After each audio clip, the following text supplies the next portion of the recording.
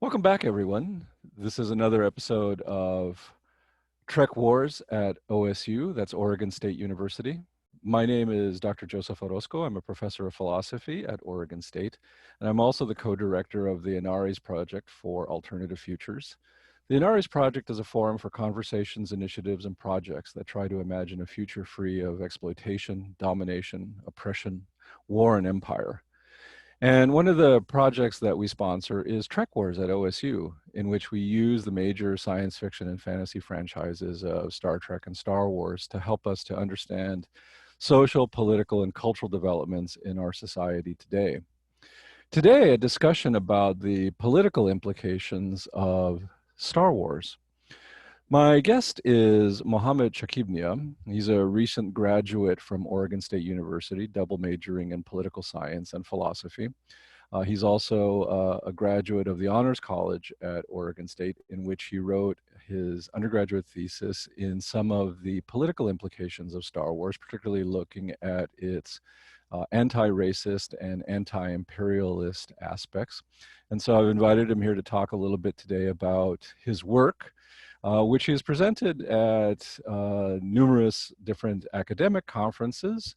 And he's also spoken at different Comic-Cons and at Star Wars celebrations, trying to share his work about the ways in which Star Wars does political analysis.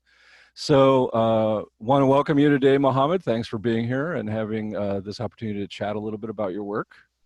Thanks so much for having me. I'm honored. I should, of course, be upfront and say that I was your thesis advisor for this particular thesis. And so even though Star Wars isn't my bag, I was really honored to be able to serve on this and to be able to talk with you a little bit about this. But I wanted to sort of just begin by asking you,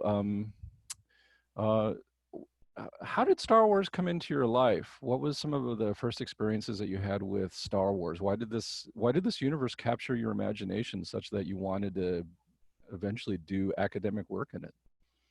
Yeah, so around middle school is typically when I started getting involved in it, and I was really, fascinated by Star Wars. And it really came from a personal place because, throughout middle school, like many Muslim American kids, I dealt with, those jokes about, being called, a terrorist, or like the bomb jokes that you would get. And sort of these things that hit me personally. And one of the outlets that I was able to use was actually watching Star Wars. So, every Friday I would really be excited about new episodes of the Clone Wars that would come out. And it really helped expand my imagination and really give me an outlet, for my experiences, and being able to actually watch something that I really enjoyed. It gave me a lot of joy in general in watching. And then really as I became older, in high school in particular, I started becoming more politically conscious when I read Cornel West's Race Matters.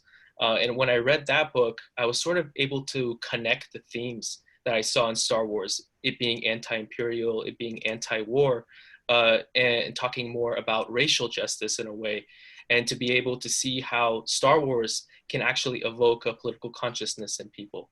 And then that's really how I got into it, and how it sort of became something that I really resonated with as a fan. So let me, just a brief question based on following up on that.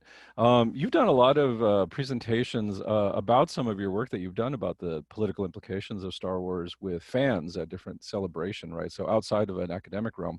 Have you found that fans are interested and eager to talk about these kinds of features of the Star Wars universe? I think there's a mixed reaction for sure. So there's a lot of fans who don't want to see anything political in the type of material that they digest or the type of entertainment that they get. So there's definitely that, which we've seen with the recent movies that came out in particular. But when we talk about these types of texts as being a political text, we have to understand that they're made by people who have political opinions and who make these political opinions based on the political, social, and cultural realities within our society. And that's why they're incorporated in there. George Lucas, for example, when he made, the first Star Wars film in the 70s, he talked about how it was based off the Vietnam War and how Richard Nixon was actually mirrored off of the emperor in sort of being this authoritarian, oppressive political figure who was carrying out an empire abroad against the Vietnamese. And that's something that's always been true to Star Wars in a way that it's been anti-authoritarian. It's always been about challenging systems of power and oppression and how they inflict suffering on people. And I think that's something that's inherent to the Star Wars universe that a lot of fans can learn more about and learn something from in terms of the lessons. Yeah, I mean, this is I know that we've talked about this, but this is a debate also like within the Star Trek universe, right? Where you have different fans wanting to say that, if, especially more conservative fans of Star Trek who want to say that this is just kind of an escapist story for them. And then, there's all these debates in the fandom about folks saying, look, these issues about political diversity and inequality have always been part of like the DNA of Star Trek. And so to sort of say that, that Star Trek is not open to questions about LGBTQ portrayals and things like this is to really miss something about what the Star Trek universe is about. So it's interesting to see that, there's a similar kind of thing going on in the Star Wars universe as well amongst the fans. Right, right, exactly. I totally agree. And even like Revenge of the Sith when it came out, that was during the Iraq War. So George Lucas explicitly said that this is something very similar to what was happening during the Vietnam War, where we're seeing an expansion of executive powers to increase surveillance, to increase suffering abroad, and expand an empire. And this is really how empires begin to rise and they begin to fall, and how the ways in which we hold democratic values can start to erode if we fall down this path. And he said at the premiere, I think, of Revenge of the Sith, I hope fans can take a lesson from some of the ways in which I talk about this in the movie. Yeah, so it's like it's Oh. definitely there, and I think we can sort of expand on them by talking about these in these type of settings, which I'm really enjoyed to be in. Yeah, that's interesting, right? So, you might know that a couple of weeks ago I did an interview with Dr. Terrence McMullen, who teaches a class on Star Wars and philosophy. And the discussion that we had there, I sort of told him my approach to teaching Star Trek, which is to use Star Trek as not only an illustration of certain kinds of ethical and political ideas, but that Star Trek takes positions on certain kinds of ideas, and that then you can sort of use it as text to talk about moral political issues of the day. And he said, yeah, he agrees that that's kind of like built into the way of the storytelling for Star Trek. But the way he said that at least the way he uses Star Wars is not to talk about those kinds of fine-grained political issues, but in his view, he thinks that Star Wars is really good at talking about the sort of big philosophical issues about who am I, what's my place in the world, what's the nature of evil, and so forth. But what's interesting about your approach is that you think that Star Wars actually can give really, what I'm calling fine-grained political lessons about things like imperialism, about authoritarianism, and these kinds of political concepts in a much sort of more specific way than what Terrence McMullen was saying. So I'm curious to sort of follow up on some of this with you to sort of see what are the political the political lessons from Star Wars. So I guess the one way to begin with this is based on what I know about your work is that one of the things that you argue is that um, Star Wars, the Star Wars universe in general, is really good at giving us lessons about how to think about institutional racism. And Right. so you pointed out that right that part of your interest in doing this academic work on Star Wars has to do with what you read from right the philosopher Cornel West. So how do you find Star Wars talking about institutional racism that you think is really important for us to sort of know about? What can we learn about institutional racism from Star Wars? Right. I think this question really and really particularly expands on the nature of the Clone War and how the Clone War itself was a way in which it showed how war can really show the suffering that's inflicted on frontline communities. like indigenous communities in Star Wars, for example, were really hard hit by the Clone War in the way that they didn't want to get involved in it, but they were sort of vulnerable to the settler colonialism that happened because of it. You have alien communities in particular, who in many ways can be seen as an allegory to people of color, in the way that through this racial caste system that exists in Star Wars, it's humans who are prioritized while alien races are relegated to the lower tiers of society. And in the Republic itself, you see that with the nature of Coruscant, which is the capital of the Republic. And in Coruscant, we see how the upper levels are really this bastion of neoliberalism, democracy. Here, I have a picture of it actually in my room, where it's sort of this emblematic of modernity in the way that capitalism has came to create advancements in society. Whereas if you look at the under levels of Coruscant, it's actually ridden with crime. It's disproportionately impacted by poverty and environmental racism, where a lot of the factories that are creating the weapons are actually in the under levels. And it's disproportionately inhabited by alien communities who are vulnerable to these conditions. And we see that in the way that law enforcement affects those communities, where it's much more vulnerable to hardcore policing, whereas in the upper levels, it's much more diplomatic in terms of how they deal with crime. Whereas the under levels, where there's alien communities, it's much, much different. And I think that those are some of the lessons we can learn, in our own society when we talk about the experiences of African Americans under the criminal justice system in the United States, where they're more likely to be incarcerated for nonviolent drug offenses, disproportionately are in our prison systems.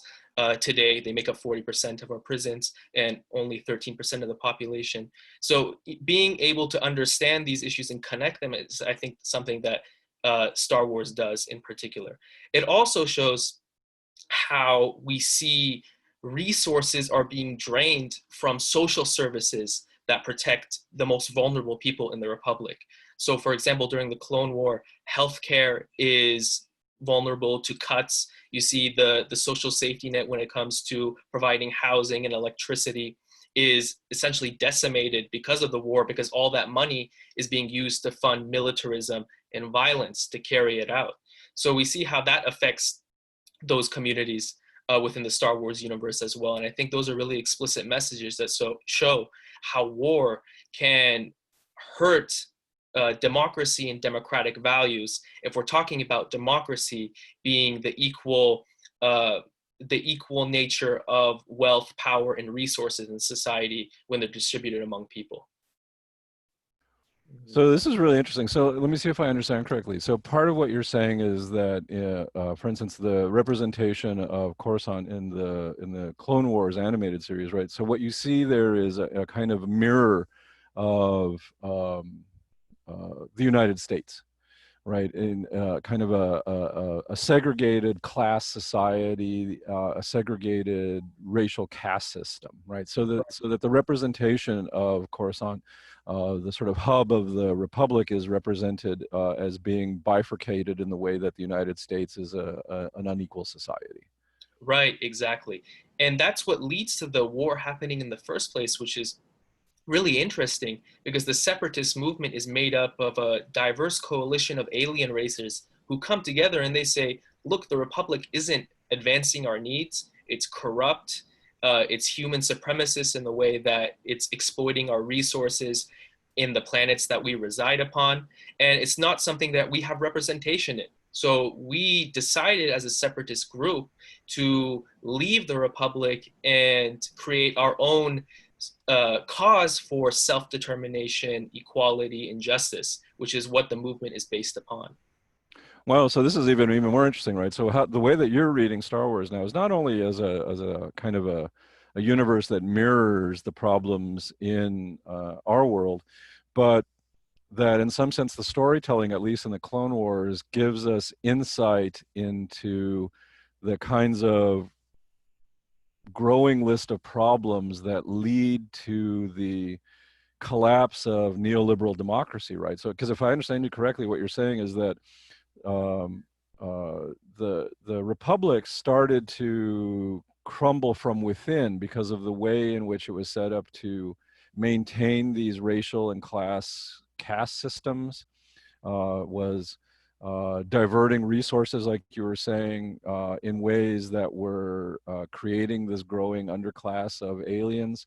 And so that they sort of at some point sort of felt fed up with all of this, and started to want to break off from a system that they felt wasn't representing them.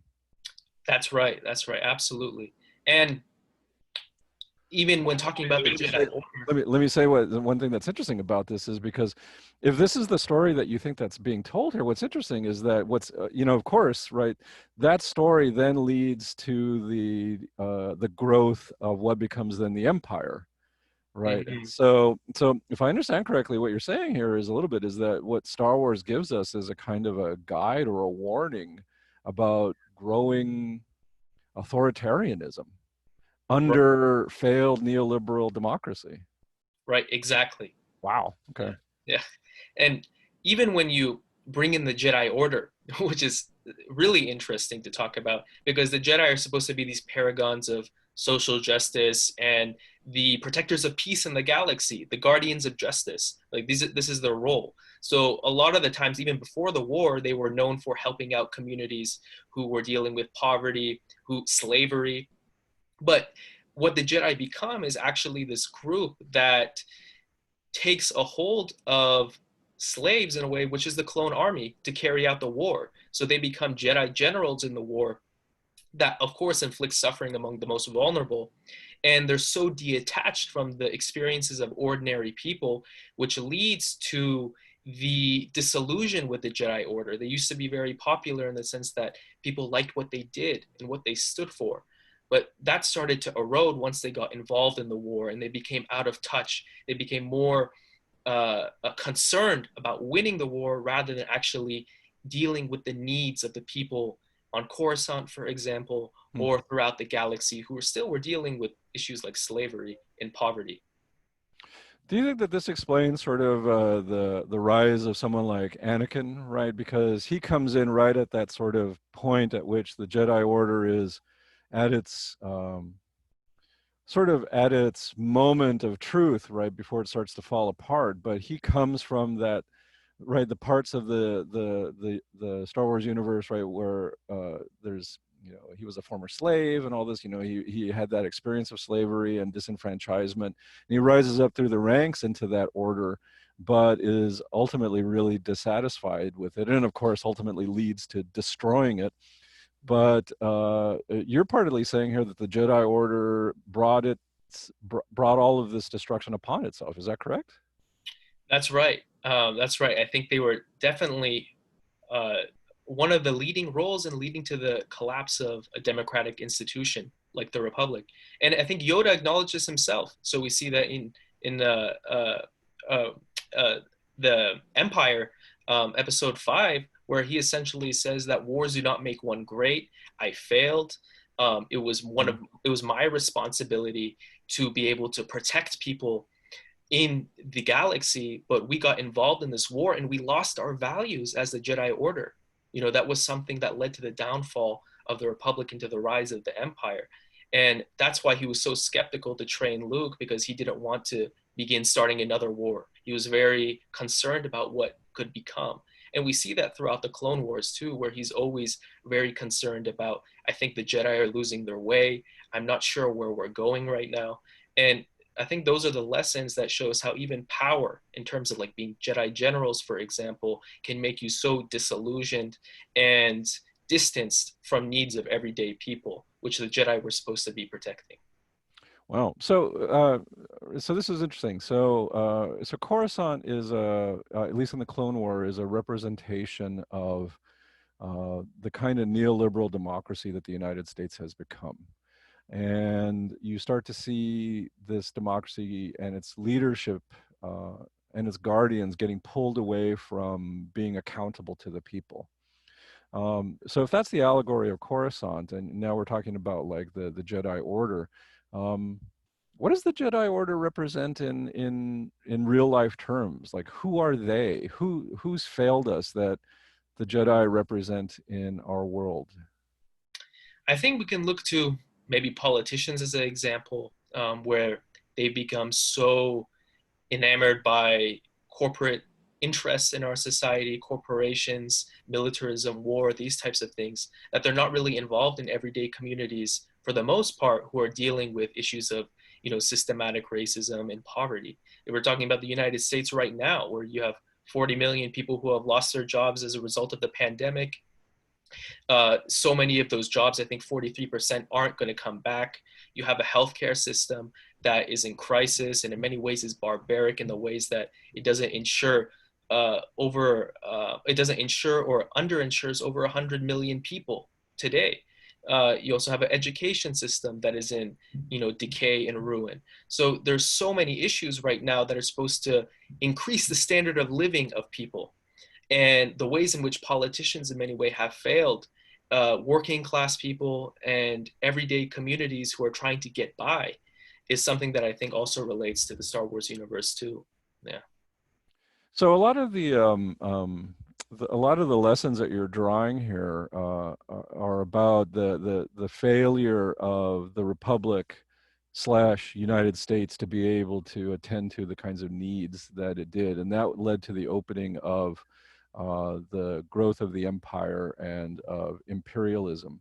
So moving into like the main episodes that most people are familiar with in the films, right? Beginning with episode 4 and 5 and 6. What are there lessons about how to fight against imperialism in what people know as the sort of the classic Star Wars? Does Star Wars have an anti-imperialist image about what to do once empire is among us? Yes, and I think one of the lessons that we can learn from Rogue One, for example, which talks about this, is how do we create coalitions in order to fight against authoritarianism and fascism as a whole. And I think you have to work with communities that are like-minded in your cause. You have to organize, you have to agitate, you have to be able to recruit those who may not be like-minded and convince them that, we're fighting for a righteous cause. And I think that's something that the rebellion does really well. Also in Star Wars Rebels, which is after the Clone Wars, we learn a lot about that. And I think this is a show that mirrors Star Trek in some really, really, really interesting ways, in that it prioritizes cooperation, respect among one another, teamwork among a group that we see. And what the rebellion does, sort of when it's starting to arise, is it talks to groups that are like-minded and tries to recruit them. It also does mutual aid to communities that are suffering. So in Rebels in particular, we see how the rebellion, the group that we sort of are stuck with, provides food to communities that are being occupied by the empire. It also provides medical aid to them, which is really interesting. And it goes beyond necessarily fighting against them, but also trying to provide resources to communities that are being the most hard hit by the empire and fascism. Yeah, that's an interesting story, and I wanted to tie this in too to something that since you brought up some of the more recent films under Abrams and Johnson, right? Right. Part of what seems to be going on here, you're saying, is that there's a focus on trying to figure out, like, where did the rebellion come from? Like, how did that start to develop? So the two animated series are one about like the failure of the Republic, and then the origins in some sense of the rebellion, and how did that work out? And you see, I guess you see a little bit about this in the film version too, not only in Rogue One, but I'm thinking also of like Solo, right? The world that's depicted there in Solo, which I mean, I like that. I know a lot of people are really don't like Solo, and it wasn't a great film for me, right? But I liked it in various ways because it gave you a different kind of insight into the world or the universe, which is, quite frankly, really kind of scary. Right, the Star Wars universe is one that's fairly grim, it seems, right? Where if you fall through the cracks, you can fall really hard, and unless you're really scrappy and kind of willing to flout the rules like Han Solo is, right, you could have a really poor quality of life in that universe, right? And so part of what's interesting about what you see in Solo is the sort of the nucleus of the rebellion getting started there. But I like what you said about sort of needing kind of to focus on mutual aid, because that's a world that is just torn apart by, you know, the imperialism of the empire, but also just like these criminal gangs that are carving up social space everywhere else for most ordinary people. So if you're an ordinary, you know, just person in the Star Wars universe, it can be a pretty grim place if you don't have people to help you out. So it kind of makes sense then that the rebellion would grow in some sense as a force to provide mutual aid for a lot of ordinary people who feel sort of just out in the cold, left by the fall of the Republic. Yeah, that's a great point. And it's something that made me think about the involvement of the Black Panther Party in the United States, where they talked about the need for mutual aid and being able to fill the cracks in terms of what the US government wasn't providing to people. So they did research on sickle cell anemia and provided healthcare to people. They created the breakfast programs that now have been instituted in American schools, where they found that kids who didn't have food, how can they get a good education if their bellies are empty, right? So we have to find resources in order to protect those who are dealing with food insecurity and poverty. They also did those police patrols where they went around and tried to help hold police accountable against police brutality, which was horrible, and it continues to exist in the United States to extreme measures. So I think that we can learn a lot of lessons and compare them to also these sort of resistance movements in the United States that have also evolved, and even abroad as well, which is something that I think we can also explore. But I think you made a really good point about that mutual aid being a really important aspect of the rebellion, not necessarily about fighting violently to resist against it in self-defense, but also being able to defend your communities against the violence of poverty and food insecurity that was existing, and also homelessness. Mhm. Yeah, that's interesting. So one thing I wanted to touch on a little bit with you too, following up on these conversations that we have. So on the one hand, right, you say that some of the animated series are really good at talking about institutional racism and the effects of institutional racism in undermining democratic politics. Right. Um, and so I'm wondering how more recent Star Wars might deal with the questions about institutional racism, and particularly confronting and challenging racism. And I'm thinking particularly of uh, the stuff in some of the more recent, in the last three Star Wars films, particularly the Johnson film, which is another one I know that a lot of Star Wars, it's controversial amongst a lot of Star Wars fans that they really didn't like it.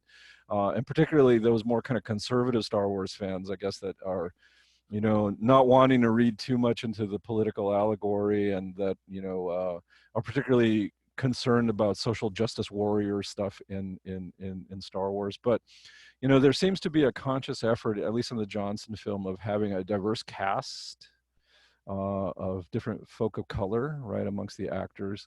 And there's a particular line that I like in that film, right, where towards the end, when it looks like Kylo Ren and the First Order are about to demolish the remnants of the rebellion, and Rose is flying her speeder, uh, and takes out Finn and says something like to the effect of, like, you know, don't you realize that a rebellion is not built on who you hate, but on, right, who you love, or something to that effect, right? That it's about, like, being based on protecting who we love, rather than just having this kind of focus on hating and trying to destroy our enemy.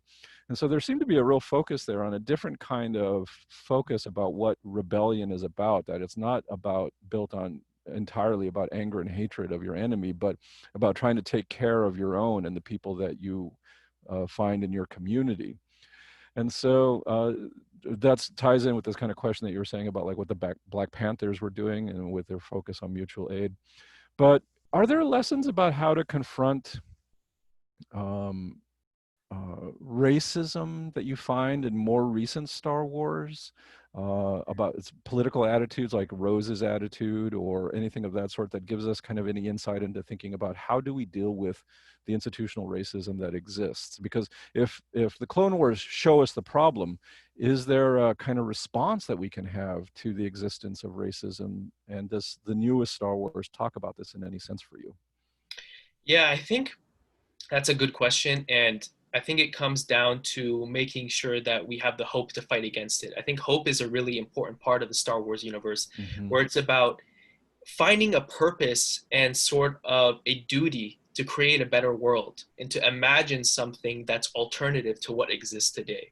Because we really don't have a choice. If we don't fight against these systems of injustice, then they're only going to perpetuate and more people are going to suffer. So it's our responsibility to make sure that we're protecting these people who are suffering at the hands of a disastrous empire, a human supremacist empire that's inflicting so much pain on folks.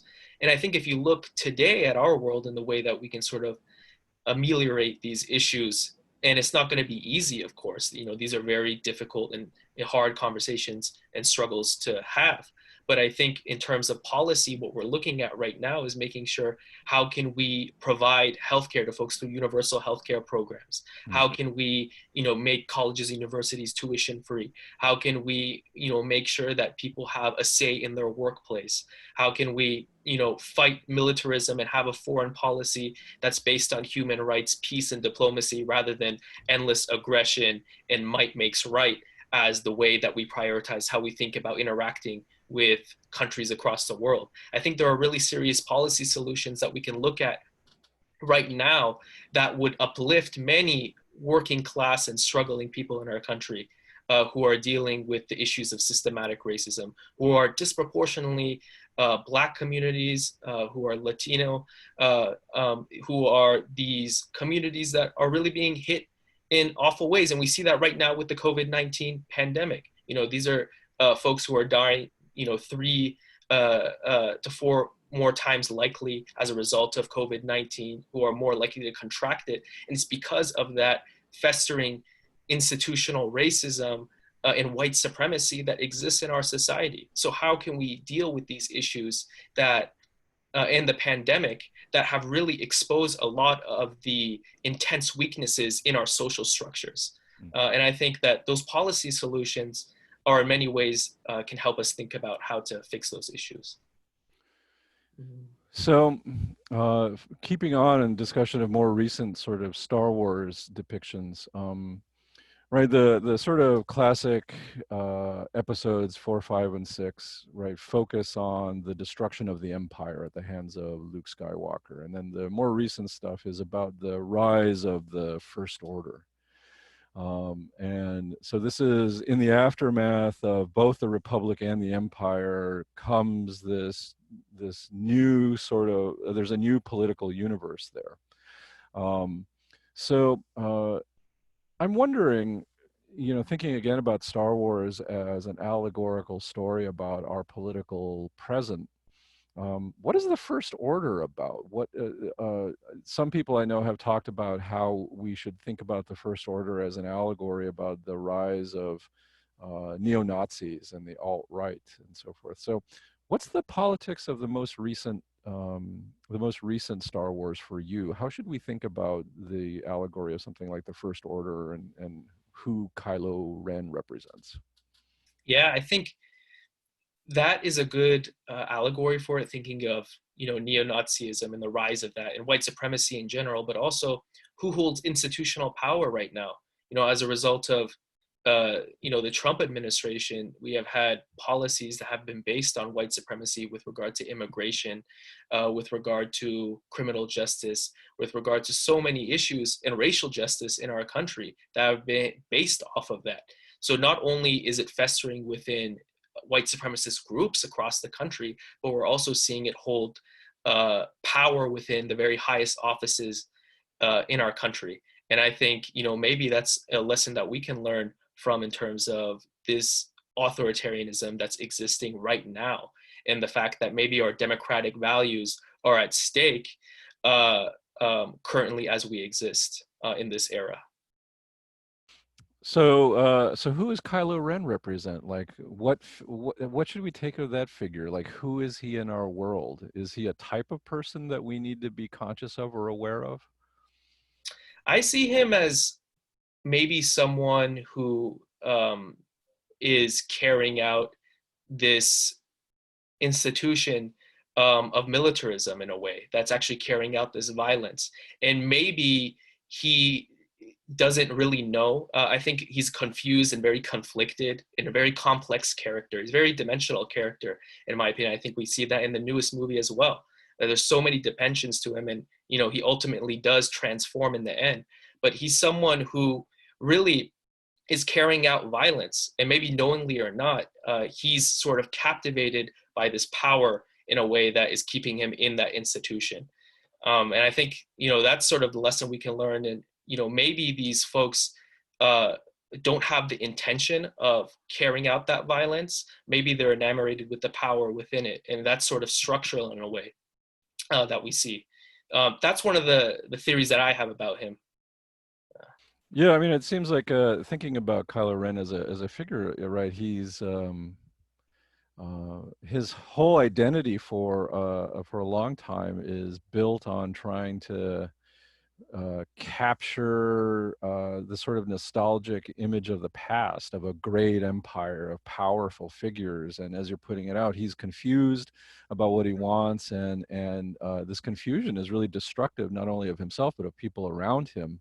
But it's this like image of the past that really is keeping him going, and I'm wondering whether that's a lesson about political options for youth today, Mm. right? That Kylo Ren represents like Gen Z millennials or something, trying to figure out like what kind of role to play in a crumbling imperialist project like the United States, right? And how dangerous that confusion can be for everybody.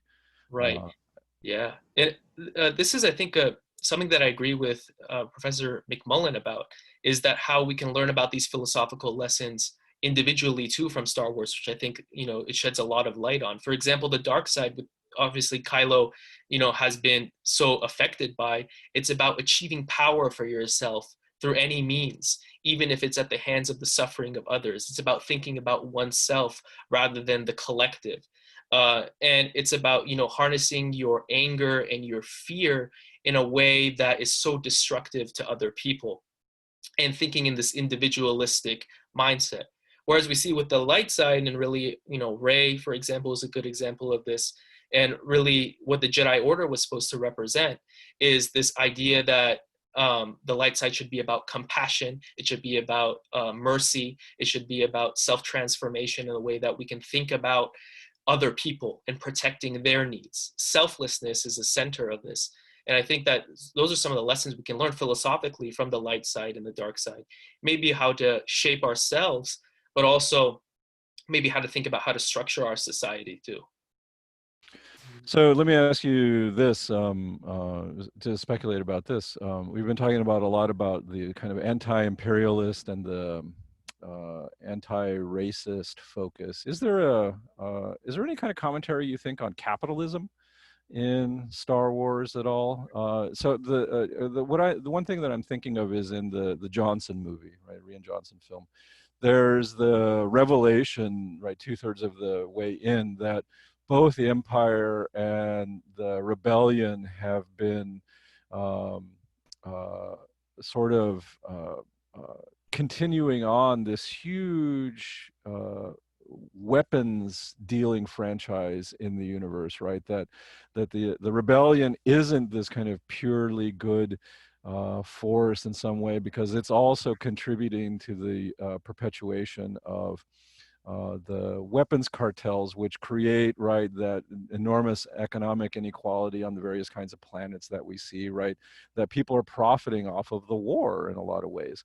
And so it seems, at least in that film, that there's this kind of discussion about the ways in which militarism and capitalism work together to continue inequality and slavery in the world, right? So there seems to be some kind of intimation about that. But I'm wondering, do you see a broader kind of allegory about or discussion about capitalism in Star Wars and any of the versions that you deal with in your work?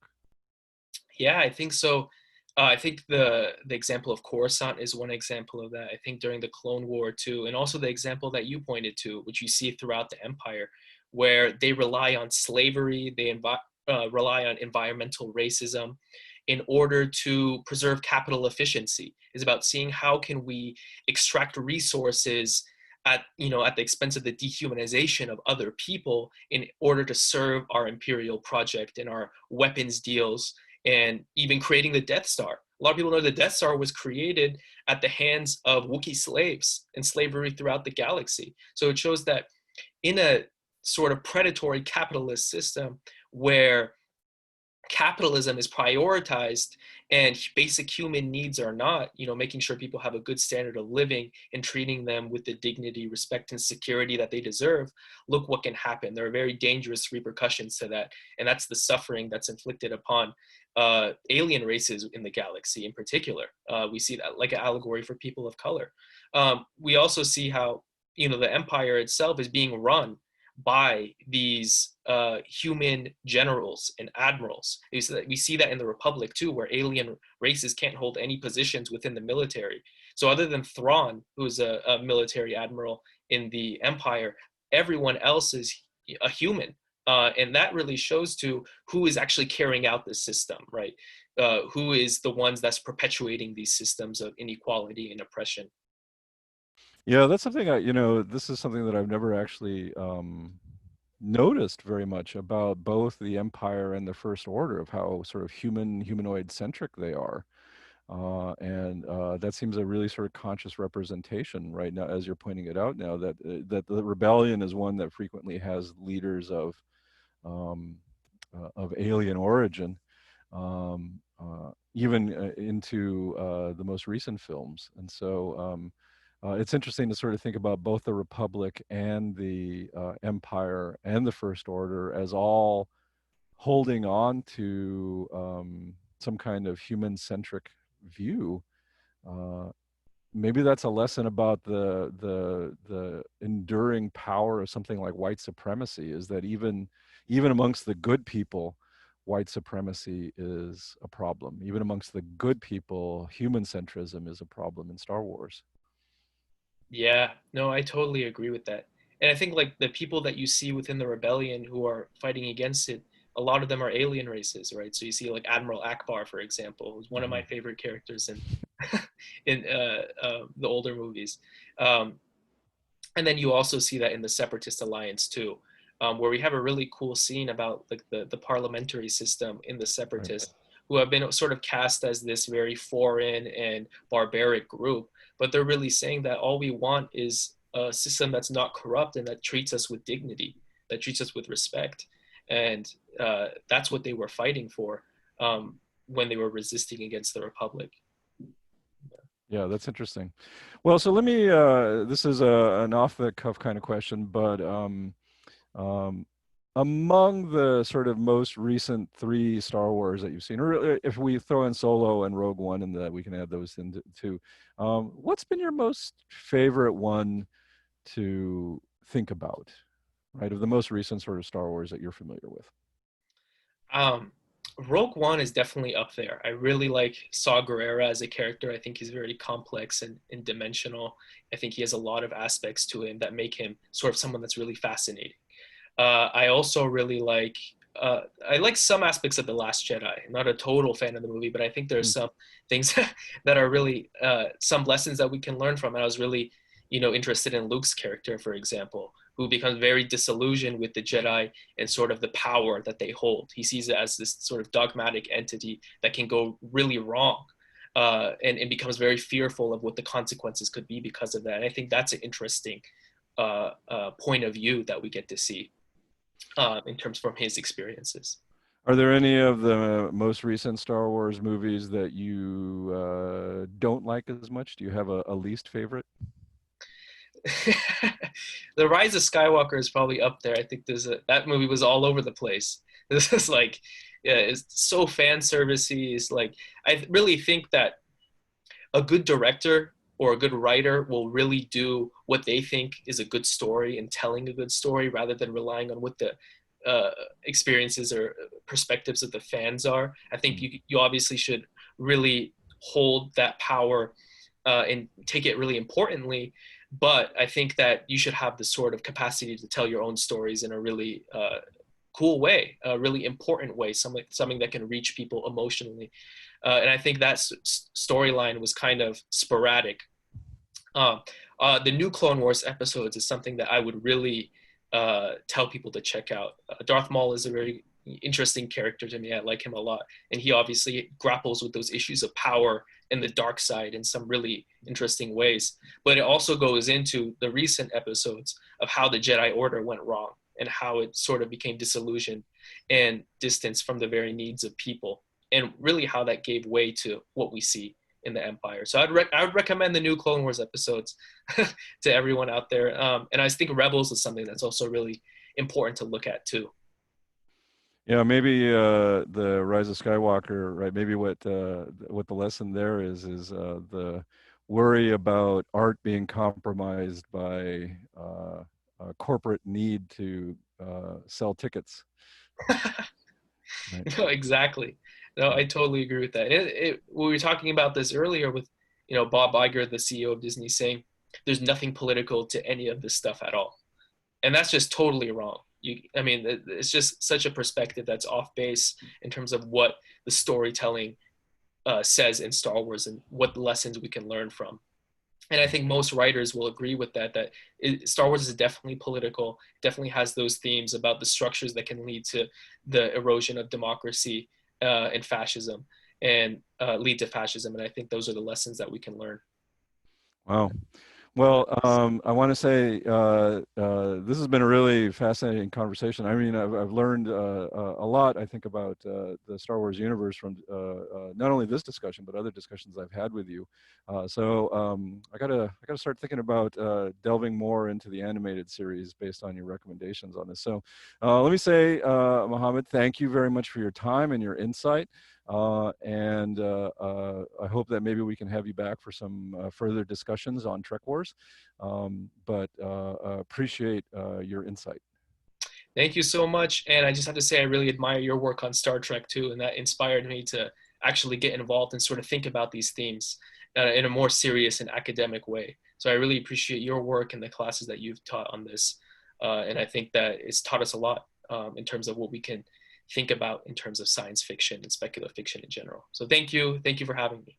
No, thank you.